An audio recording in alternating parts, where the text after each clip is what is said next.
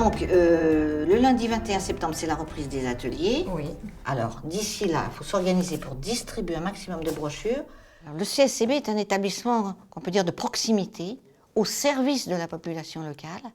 Et il y a une équipe de permanents, 9 permanents, qui sont vraiment, je crois, alors ils ne sont pas tous permanents à temps plein, mais qui sont avec une vingtaine d'animateurs au service de cette population qu'on essaye d'intéresser à la vie du centre. On a aussi, par ailleurs, des projets qui sont quand même essentiellement tournés vers du social. La ville intervient à différents niveaux, en mettant à notre disposition assez souvent soit du matériel quand on en a besoin, une aide non seulement logistique, mais une aide également sur des dossiers un petit peu compliqués.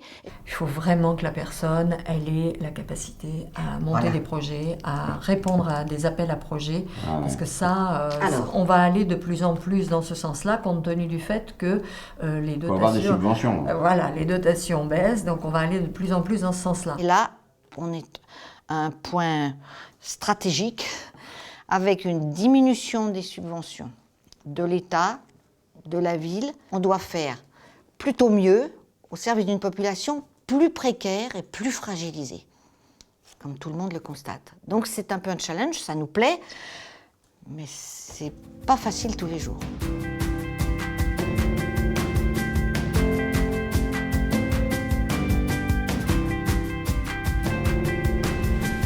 On relève, et cette fois-ci on va faire les petits ciseaux, on croise une fois au-dessus, une fois en dessous. Aujourd'hui, c'était l'atelier prévention des chutes.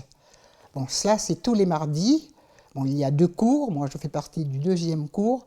Les ateliers en ce moment, ils sont tous, enfin pratiquement tous pleins, et il y a pas mal de personnes, rien que cet atelier que vous avez vu. Il y a quelques années, jusqu'à l'année dernière, nous n'avions qu'un atelier. Bon, depuis l'année dernière, il en a fallu 2. Malgré cela, il y a toute une liste de personnes en attente. Et je vous dis pour l'atelier seulement d'aujourd'hui. Allez, Suzanne, on commence pied droit, on pousse fort. Oui. Je ne suis pas sans famille, mais chez moi, je suis toute seule. Eh bien, si vous voulez, c'est... bon, ma vie est pas calquée là-dessus, mais beaucoup de choses se passent avec les initiatives et les idées de la mairie. J'ai besoin de bouger, j'ai besoin de voir autre chose, j'ai besoin d'entendre autre chose. Voilà. J'ai besoin de m'entretenir voilà, avec d'autres personnes. Bon, lire à la maison, c'est très bien, mais ça ne me suffit pas.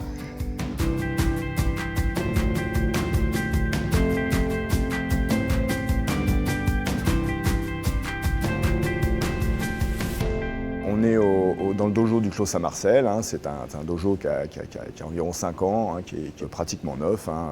Donc ce qui se prépare ici, c'est la rentrée. Donc même si on a commencé la rentrée avec la fête du sport le week-end dernier, les inscriptions cette semaine, à partir de lundi, on est sur le pied de guerre, on démarre tous les cours de nos activités. On est maintenant une grosse association avec nos 4 disciplines où nous sommes environ 350 adhérents avec 3 emplois salariés. Donc nous, la politique, c'était de former des jeunes au sein du club pour pouvoir les diriger de manière à avoir des professionnels au sein du club. Donc on a des jeunes à qui on a payé les diplômes, les formations, d'où l'importance des aides publiques pour nos aînés dans ce domaine. Allez, hop, tu te lèves, voilà. À l'heure actuelle, il faut savoir que le sport est quand même régi par la loi 1901, donc que ce soit des clubs de sport collectif ou d'arts martiaux ou de gym ne pourraient fonctionner sans l'appui des collectivités. À l'heure actuelle, c'est complètement impossible. Donc rien que du fait de la mise à disposition des équipements, ça nous permet vraiment de répondre à la demande sans surcoût pour les clubs, ce qui serait totalement ingérable.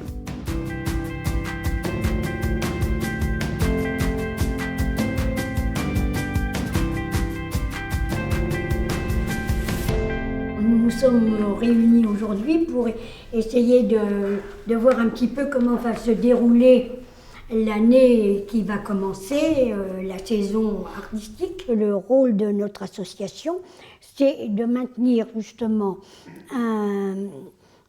une activité artistique en art plastique, parce qu'il y a beaucoup d'associations qui s'occupent de la musique, et je pense qu'il n'y a pas beaucoup d'associations qui réunissent des artistes d'art plastique. Nous avons en principe 2 salons ouverts sur la ville, bien entendu. Ils sont de plus en plus connus, et du fait que l'association grandit, eh bien, elle a de plus en plus d'impact sur la ville. Alors là, je suis parti en fin de compte sur une petite photo de ma mère en sépia qui était en 1910. Ah, tiens. Donc elle avait 20 ans, ma mère. Oui. Elle est au piano. C'est elle qui est au piano. Mais là, c'est pas elle du tout, parce qu'en fin de compte, elle se montrait à la caméra. La ville met à notre disposition un lieu de réunion, bien sûr, nous met à la disposition l'ancienne mairie pour le moment, avec ses 3 magnifiques salles. Si nous n'avions pas de lieu pour exposer, je ne sais pas comment on ferait pour montrer nos œuvres. Et ça, c'est quand même très important.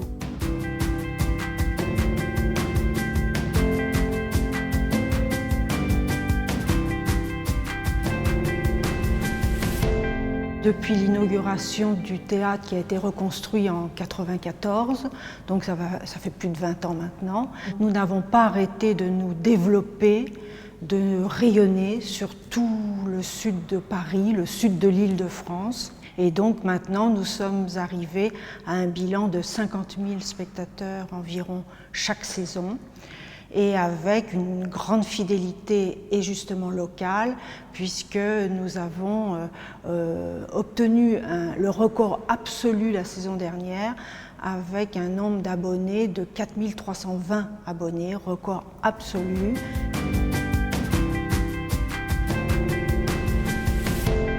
Les Gémeaux Scène Nationale, effectivement, est financé par 3 partenaires financiers, donc l'État, ministère de la Culture, le département des Hauts-de-Seine, puisque nous sommes sur les Hauts-de-Seine, et la communauté d'agglomération des Hauts-de-Bièvre, qui rassemble au jour d'aujourd'hui 7 villes, mais ça va évoluer. Donc si je n'ai pas de collectivité locale, si j'enlève le département et la communauté d'agglomération des Hauts-de-Bièvre, même si on a, comme chez nous, une fréquentation entre 85 et 90% d'une manière globale sur la saison, et donc qui est très, très bon, les recettes propres représentent 20% seulement. Donc les subventions, c'est 80%. Si j'enlève 2 partenaires sur 3, les Gémeaux n'existent plus.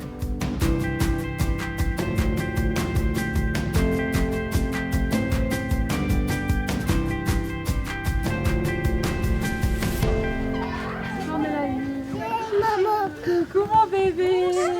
Ici on est à la crèche de la gare, donc une des crèches de la ville de Sceaux.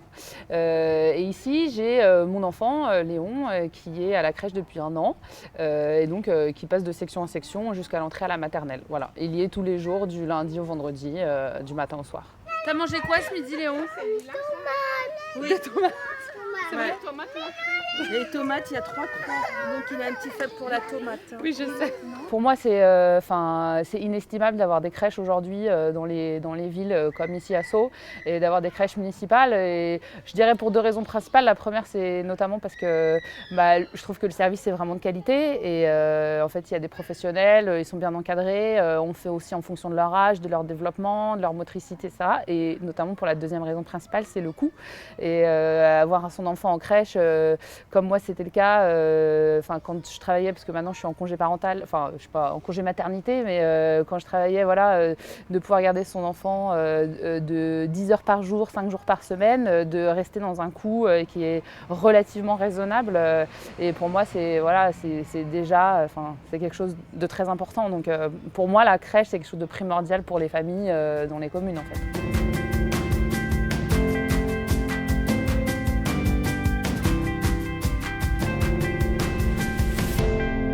Ces quelques exemples montrent bien l'importance pour la vie quotidienne de chacune et chacun d'entre nous des services publics communaux qui sont gérés par la commune en collaboration naturellement avec les associations, les équipements, etc. Mais la commune, c'est le cœur du système.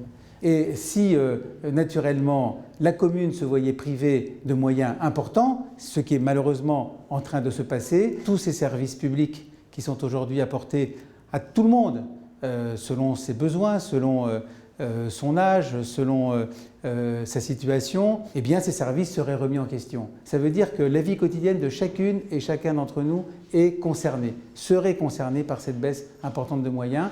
Il est donc absolument essentiel que chaque CN, chaque C1, chaque Française et chaque Français se mobilisent, agissent, réfléchissent aux conséquences de ce qui est en train de se passer dans les relations avec l'État. C'est la raison pour laquelle la ville de Sceaux s'associe pleinement à l'initiative qu'a prise l'Association des maires de France de proposer à chaque Française et à chaque Français de signer l'appel pour le maintien des services publics locaux.